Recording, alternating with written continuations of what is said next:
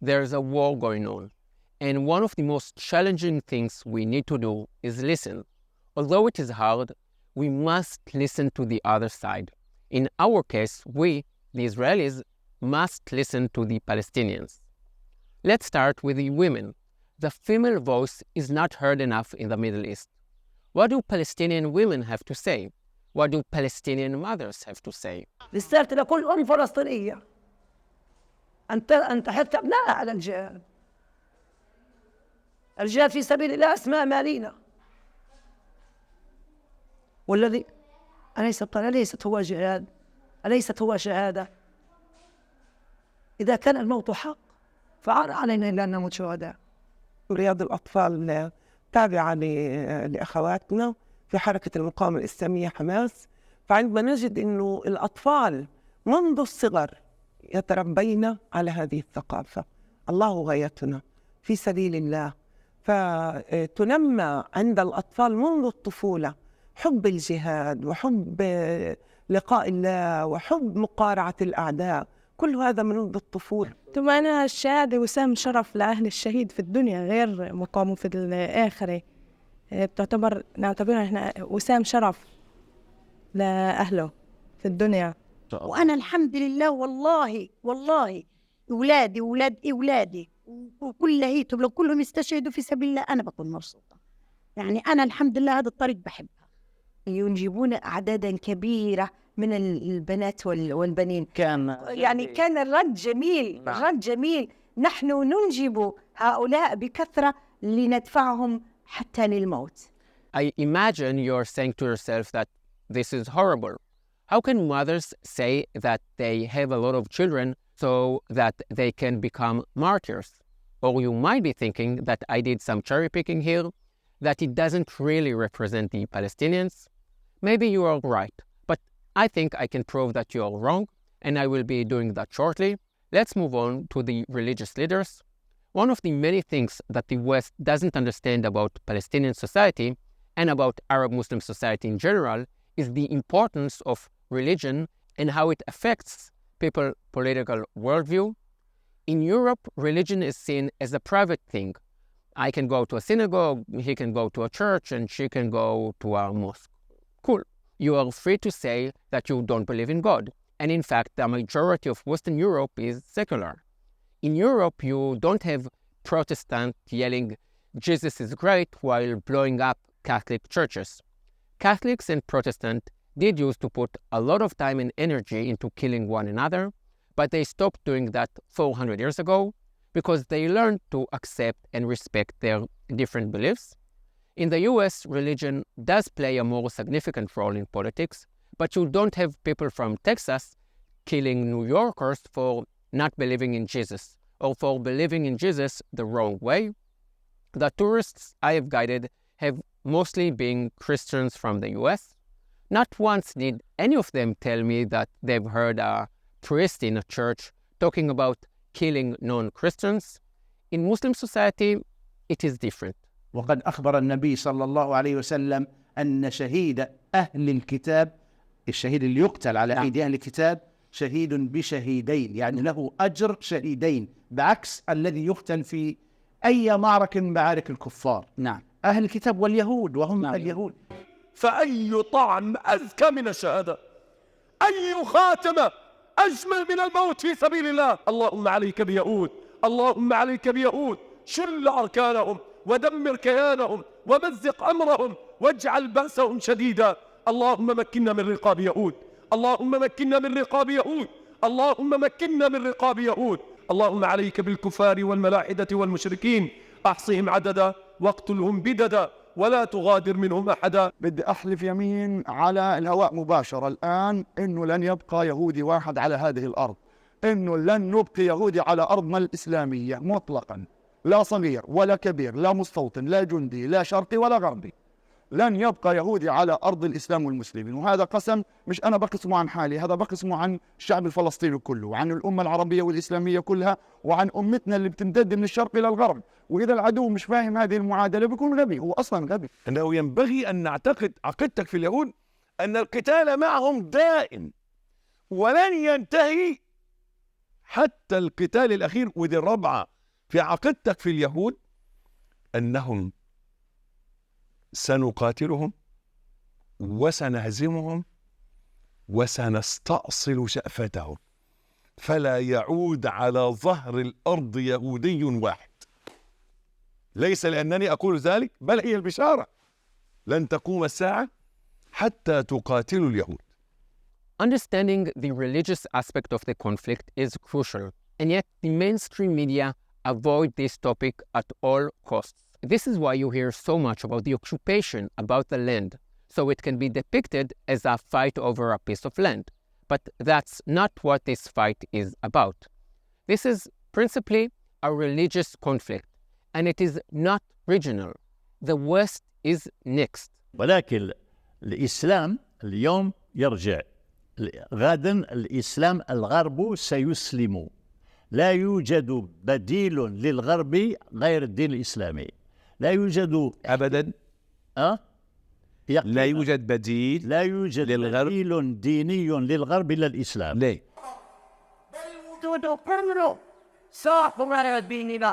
وأن آياتنا ليس تحرير فلسطين فقط، بل وتحرير هذا العالم المريض والإفراط من الظلمات إلى النور. والله لو أخرجنا اليهود من فلسطين، لو أخرجناهم من فلسطين وأخرجناهم من بيت المقدس دون أن يسلموا ولو ذهبوا آخر العالم، سنلاحقهم وسندعوهم إلى الإسلام، وندعو وجه الإسلام، وندعو جميع النصارى للإسلام.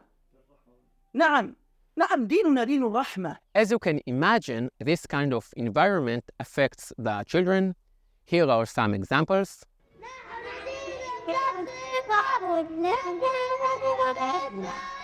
كنا نسأل هتلر لما ترك البعض منكم كي يرينا كما أنتم خبيثون، كي يرينا كما أنتم خبيثون.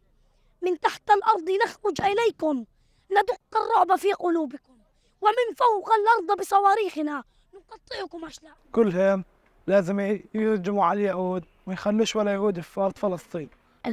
عمليات الدعس وعمليات الطعن والاشتباك المسلح في المخيمات.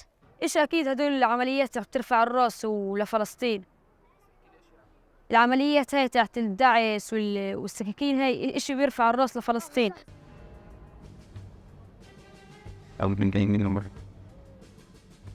What is there to say? To finish the picture, a few comments from the political leaders. ورسالة لأهلنا في باب العمود مع بعض، لأهلنا في القدس، لأهلنا في القدس.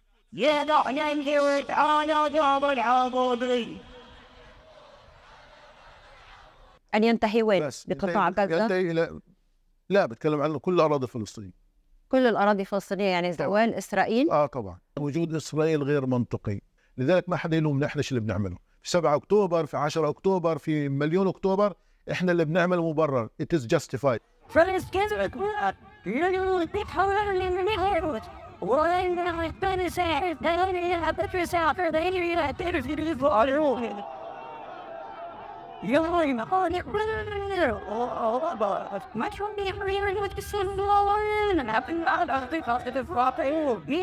هذه مش شعارات، هذا مش شعارات نحكي. أنا والله أنا تركي مش خالد. There is this notion in the West, especially in the center and to the left of the political spectrum, that Hamas or Hezbollah are radical groups that have taken control of innocent population. No, they are not. And this is actually a really patronizing view. Listen to the other side. Most Palestinians agree with the basic policies of Hamas. Hamas, Hezbollah, ISIS, Taliban, the Houthis do represent the opinions of a large part of the Muslim world. Is it 30%? Is it 40 or 50 or 70%? We can argue about that. But the political leaders do represent the people. It is not easy to watch what I've just shown you, and it is not comfortable to confront it. You might accuse me of cherry picking. If you look at the BBC, for example, you will see other kinds of videos. there, and the house that we stayed in, we thought it was good, and we found shelter finally. A house next to it was bombed. The house jiggled, and the house went crazy, and the windows broke. What was I supposed to do? My brother was shaking. I'm terrified. Simply hoping to feed their families. I am one of the wounded, this man says. I was on Al Rashid Street. So which videos better represent the Palestinians? The ones I've shown you, taken from Palestinian TV, or the BBC ones? The videos shown by the BBC are made in English for the Brits to portray the Palestinians as victims. They all follow the same line. We are suffering because of Israel. We are victims. In the BBC videos, you won't hear ordinary people making political statements, and they won't be asked interesting questions. The BBC reporters won't ever ask, do you support Hamas? Why did this war start? What happened on October 7th? Do you support a two-state solution? Should Israel exist as a Jewish state next to Palestine? The videos I have shown you were taken from the Palestinian TV, so they were made for the Palestinians themselves. They make clear their intentions and what they wish for. Which source would you say is more likely to represent the truth? To all this, you might say that there are extremists on both sides. In Israel, there are also people with extreme right-wing views, and you are right, but also wrong. First, you will never hear a Jewish mother say that she wants her child to die as a terrorist. That would never happen. And you will never hear an Israeli extremist say that all Muslims must die. And to say that there are extremists on both sides is to say everything and nothing at the same time. Yes, there are extremists on both sides, but there are extremists in every country. The question is, what role do the extremists play? Let me give you an example. Many young people in the West are pro-Palestinians. So here is an example aimed at millennials and Gen Zs, Zoomers. I read that about 20% of Gen Z see themselves as non-binary and part of the LGBTQ plus family. Now, in both Israel and Gaza, you can find people that don't like gays. Yet in Israel, most of society accepts gay people. They can adopt children, there are gay clubs, and there is a gay member of parliament from the Conservative Party. Go and ask the Palestinians what they think about gay people. Do you know what they do to non-binary people in Gaza, the West Bank, and the countries surrounding Israel? They take them to the top of a high building to see if they can fly. Spoiler alert, non-binary people cannot fly. And I could easily give you 10 more examples. Have you ever wondered why Arab Muslim countries don't enjoy democracy, freedom of speech, or freedom of religion?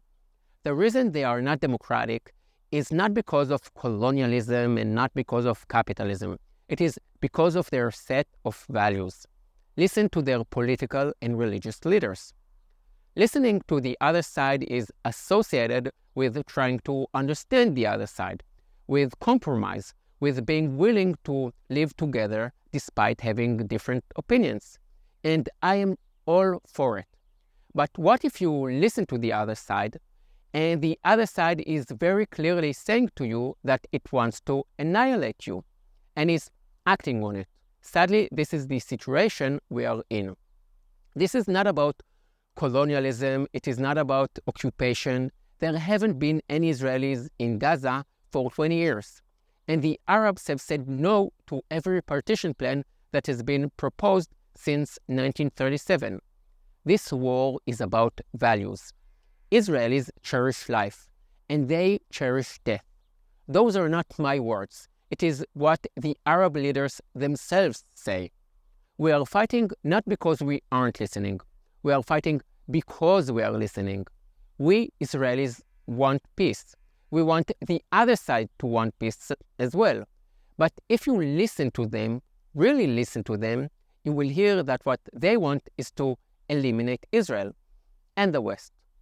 To create a better future, we must first get rid of our delusions and then eradicate radical Islam, Hamas and their jihadist friends. As Golda Meir, the former Prime Minister of Israel, once said, Peace will come when the Palestinians love their children more than they hate us. If you agree with me, please subscribe, like, and share this video. Send it to any of your friends who need to see it. Send it to family members who haven't seen enough Palestinian TV recently. See you next week. Yalla bye.